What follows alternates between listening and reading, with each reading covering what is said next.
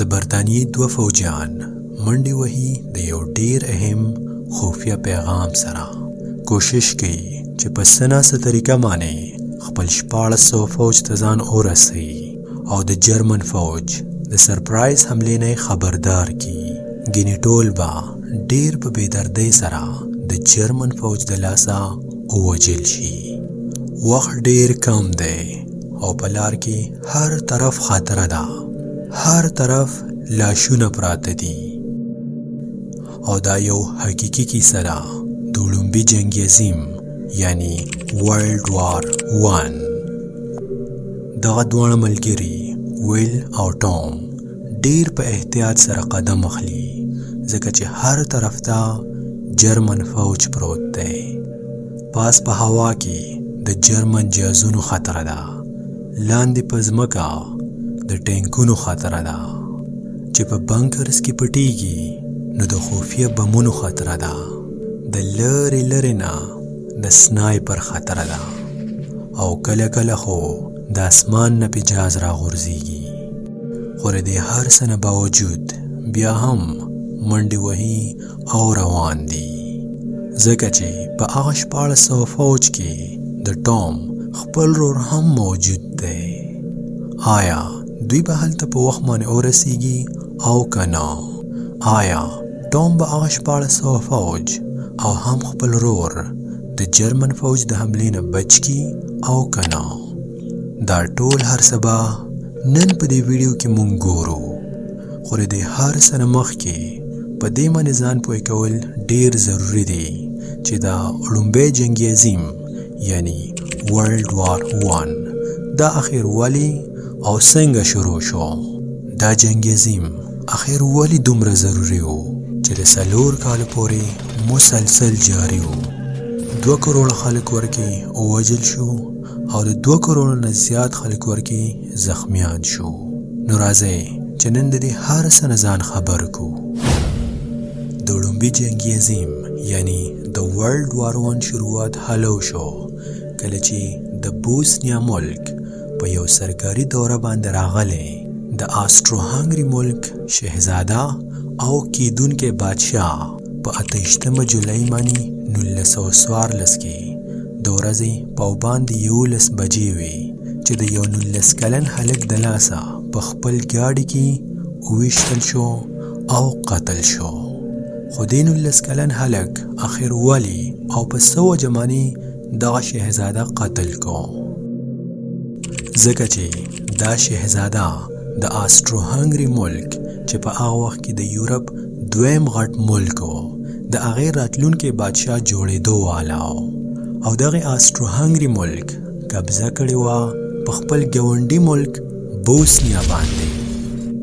د بوسنیا په قبضه کېدلو سره د بوسنیا خلک ډیر په غوسه شو، ځوانان یې راوچت شو او یو غټ تنظیم یې جوړ کو چې خپل ازادي خپلواکي واپس د آسټرو هنګري نه واخلي. او دې تنظیم ته دې ګروپ ته نوم ورکو بلیک هینډ یعنی تور لاس. او دغه 19 کلن هلک چا چې دا پرنس قتل کو د دې تعلق د بلیک هینډ ګروپ سره و. د شهزاده په قتل کېدلو سره د آسټرو هنګري ملک عوام او حکومت ته یو ډیر غټ درد ورسېدو او د خپل شهزاده د انتقام اخیستلو دپاره په 28 جولای 1914 کې د شهزاده د قتل نه یو میاشت وروسته آسټرو هنګري د خپل بېشمېره فوج سره د بوسنیا په ګاونډي ملک سربیا باندې حمله وکړه. خو په دې قتل کې د سربیا اخر څه قصور و؟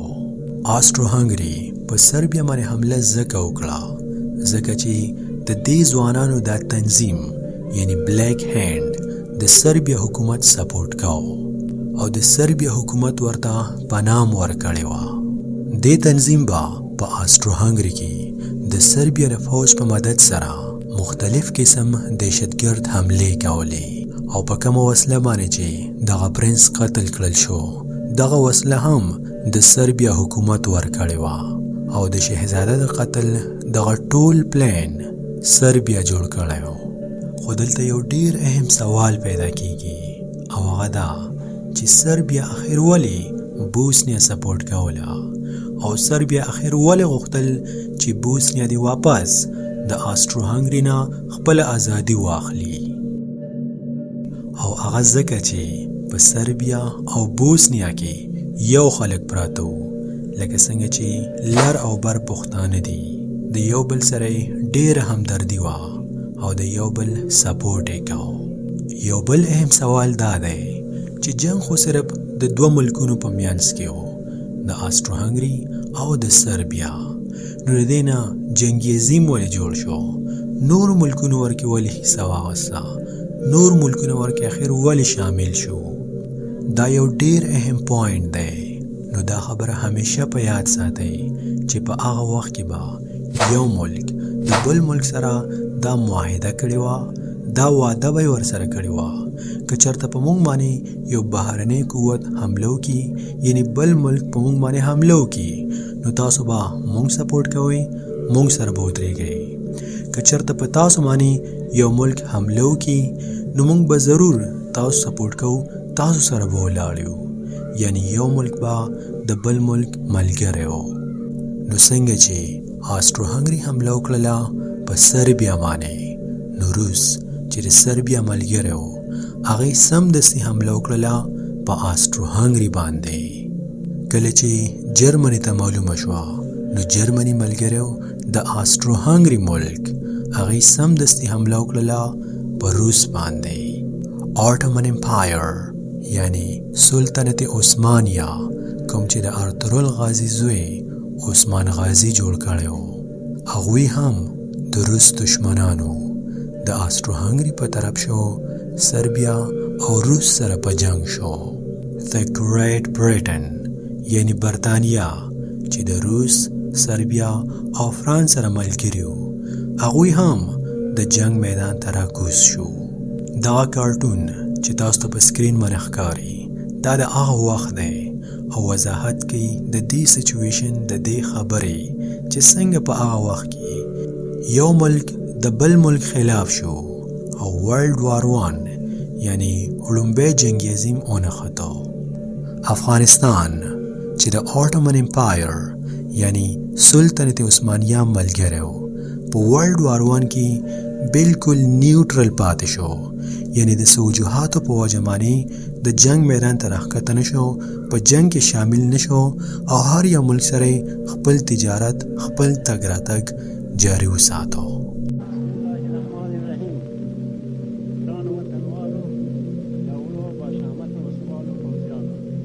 پاکستان په هغه وخت کې په وجود کې نو راغلی د هندوستان یو حصه وه او په هندوستان باندې د برټش یعنی د برطانیې حکومت نو د پاک و هند نه هم 15 لکه فوج د ورلد وار 1 میدان ته ښکته شو. د تمامې دنیا ډیر مضبوط طاقتونه د یو بل سره په جنگ شو او د یو ډیر غټ او خوفناک جنگ آغاز شو. هر ورځ په زرګونو خلک وژل کیږي هم فوجیان او هم عام خلک. څه خلک دا سوچ کوي وایي که چېرته دې 19 کلن هلک د دې شهزاده قتل نه و کړی نو شاید چې دومره غټ جنګ به نه جوړېدو خو نه داسې خبره بالکل هم نه ده. دغه ملکونه د مخکې نه آلریډي د یو بل وینې څښلو ته تیار ناستو او دغه حادثه اس یو بانه جوړه شوه. د دې جنګونو مقصد د خپل ځان او د خپل وطن حفاظت کول نه و بلکې د خپل ځان نه په یو کمزوري ملک باندې قبضه کولو د هغوی ټول مال حال دولت هر څه لوټ کولو او دنیا ته دا ښودلو چې زما ملک ډیر غټ دی د ترقۍ په لحاظ سره نه صرف د ځمکې په لحاظ سره. په هغه وخت کې دغه یو ریس روانو کلي تباه شو غټ ښارونه تباه شو د ټولو ملکونو عوام در په در شو. څه خلک زخمیان او څه ووژل شو. هر طرف ته ظلم او ستم شروع شو. هر یو ملک د خپل ځان دپاره فتح غواړي او نور ملکونه ښکته غواړي. زرګونه او لکونه فوج د جنگ میدان ته لیږي او د خپل فوج د تعداد د زیاتولو دپاره د خپل ملک عام خلک، عام ځوانان چې هیڅ قسم د جنگ کولو تجربه یې نشته، بغیر د څه قسم ټریننګ نه په هغوی کې د نظمونو، ترانو او شعرونو په ذریعه سره جوش او جذبه پیدا کوي او په څه ناڅه طریقه باندې د جنگ میدان ته یعنی د مرګ خولې ته ورغورځوي. او هغه کسان څوک چې په فوج کې د برتي کېدلو نه انکار کوي، هغوی په زور زبردستۍ سره په ډیر ظلم او ستم سره د خپل مور او پلار او خپل فیملی نه جدا کوي او د جنگ میدان ته بوزي. دا هغه خلکو چې د دې نه مخکې جنگ چرته په سکرین باندې نو کتلی، ځکه چې هغه وخت کې موبایل هم نو ایجاد شوی، خو اوس یو داسې جنگ سره مخ دی چې داسې جنگ مخکې چرته د دنیا په تاریخ کې نو شوی. د ظالم فوجي کمانډرانو په حکم سره که مخکې په دشمن ورځي نو هم وجل کیږي او که شاته واپس راګرځي نو خپل فوجي پریدي نه وجني. هر طرف ته د وحشت او خوف تورې ورځې خورې دي. په زرګونو انسانان هر ورځ وجل کیږي، هم فوجیان او هم عام خلک. وایي که چېرته د حکمرانانو خپل بچي د جنگ میدان ته ښکته کېدل نو په دنیا کې به هیڅکله جنگ نه و شوی. اوس راځو د ټام او د ویل هغه نیمګړې کیسه مکملو او بیا د هغې نه وروسته دا ګورو چې دغه ورلډ وار 1 ختم څنګه شو. نو د یو ډیر ستړي مزل نه وروسته دواړه ملګري یو شین میدان ته رسیږي او دلته دوی یو کور ګوري. په دې کور کې دوی ته ډیر مفید څه په لاس ورځي. خو एकदम اچانک د جرمن فوج یو جهاز د برطانوي فوج د طرفه ویشتل کیږي او د ویل او ټام طرف ته راغورځېږي. د جهاز پر راغورځېدلو سره جرمن فوجي په ډیر تکلیف کې او چغې وایي. کله چې د دوی په جرمن فوجي باندې ترس راځي او د جهاز نه راوباسي نو سم دستي هغه جرمن فوجي ټام په چاقو وایي. د ټام حالت ډیر زیات خراب شي. ویل خپل پوره کوشش کوي چې ټام په څه ناڅه طریقه باندې بچ کړي، خو افسوس ټام په همدغه ځای باندې مړ شي. ویل به اوس تانې تنها دغه میشن په کامیابۍ سره سر ته رسوي او د ټول فوج ژوند به بچ کوي. نو ویل ټام په همدغه ځای باندې پرېږدي او د خپلو نورو ملګرو سره د یو ځای پورې په ګاډي کې ځي. کله چې ویل په یو مات پل باندې تېرېږي نو د لارې نه په یو سنایپر حمله کوي، خو په څه ناڅه طریقه باندې ویل د دې سنایپر په ویشتلو کې کامیابیږي. د نیمې شپې په کندراتو کې جرمن فوج ویل ګوري، په ویل باندې ډزې کوي او ورپسې کېږي، منډې ورپسې وایي. د زیاتې تیارۍ په وجه باندې ویل ته هیڅ نه ښکاري او لاندې په یو نیر کې ورغورځېږي او بیا داسې سهار کې د نیر نه راوچتېږي او اخیرم دغه 1400 برطانوي فوج ته ځان را رسوي. اوس ګرځي او تلاش کوي د کرنل چې زر تر زره دغه حمله ودروي، ځکه چې جرمن فوج ورته یو ډیر غټ جال خور کړی. خو اخیرم ویل دغه کرنل را پیدا کوي او هغه خفیه پیغام ورته ورکوي چې دا حمله زر تر زره ودروه، خپل فوج را واپس کا، ځکه چې جرمن فوج تاسو ته یو ډیر غټ جال خور کړی او په هغې کې تاسو راګیرئ. کرنل د جرمن فوج د خفیه چل نه خبرېږي او خپل ټول فوج را واپس کوي او همدغه شانتې د ویل او ټام په مدد سره د 1400 برطانوي فوج ژوند بچ کیږي. په دغه جنګ عظیم کې جرمني ډیر مضبوطو او ډیر په ترقۍ سره روانو. جرمني حمله وکړه په خپل ګاونډي ملک بلجیم باندې او د بلجیم په خلکو باندې ډیر ظلم او ستم شروع کو. حالانکه بلجیم د افغانستان په شانتي نیوټرل یعنی په دغه جنگ کې شامل نه و او جرمني دا غوښتل چې د بلجیم د لارې فرانس ته ځان ورسوي. بل طرف ته په 1919 کې یعنی د 3 کاله جنگ نه وروسته د جنگ د میدان د ټولو نه غټ کلاړي روس هغه هم جرمني سره معاهده وکړله او د جنگ نه وروسته شو د جنگ د میدان نه اوچت شو. USA یعنی امریکا چې ټولو مضبوط او طاقتور هغه هم په دې جنگ کې نیوټرل یعنی شامل نه. هر یو ملک سره ښه تعلقات ساتل، خپل تجارت ورسره جاری ساتو. په کومو ملکونو کې چې جنگونه روانو د هغه ملک مهاجرین هم USA ته را روانو. یورپ د امریکا نه ډیر لرې او امریکا نه غوښتل چې په دغه جنگ کې شامل شي.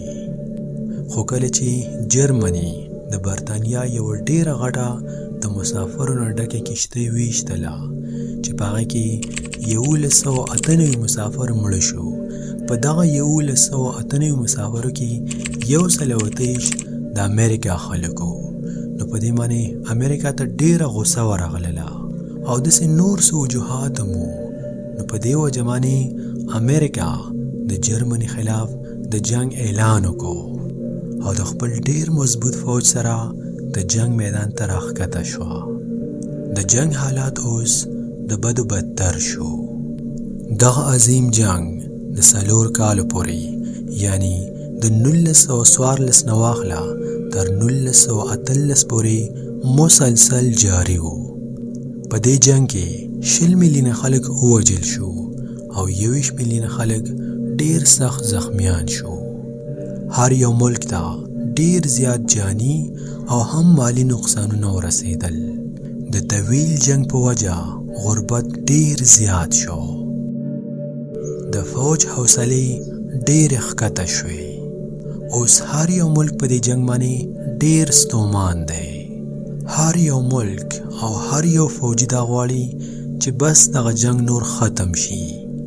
نو د جولای میاشت 1918 کې آټمن امپایر یعنی سلطنت عثمانیه چې دننم ډیر زیات خراب شوی او هم د بهر نه ډیر خراب معاهده کوي او د جنگ میدان پریدي. 4 نومبر 1918 کې آسټرو هنګري هم معاهده وکړه او د جنگ میدان پریخوستو یعنی خپل هار اومنو.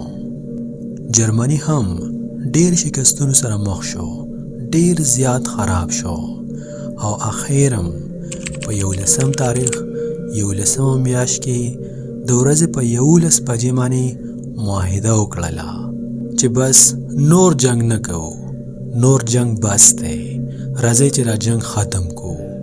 معاهده وکړه، دستخط وکړو او جنگ ختم کو او بس په دغه ځای په دغه وخت کې ورلد وار 1 یعنی لومړی جنگ عظیم اختتام ته ورسېدو.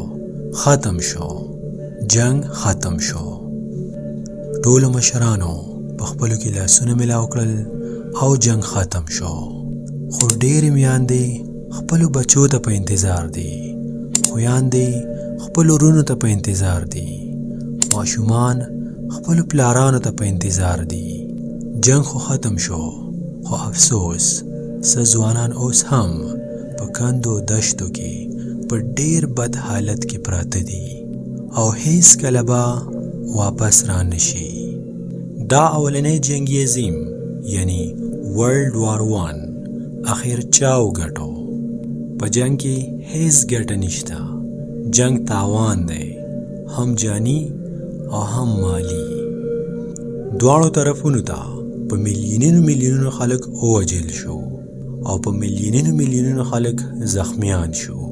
خو د تاریخ مطابق دغه جنگ الایټ پاور وګټو یعنی فرانس، برطانیا، امریکا، رشیا، ایټلی وغیرہ وغیرہ او سینټرل پاور وبایلو یعنی جرمنی، آسټرو هنګریا، آټمن امپایر، سلطنت عثمانیه چې ورته وایي، بلګاریا او داسې نور. زمونږ پوره یقین دی چې دغه ویډیو به ستاسو ضرور خوښه شوي، څه ډیر نوي او مفید معلومات به ترې ضرور حاصل کړي.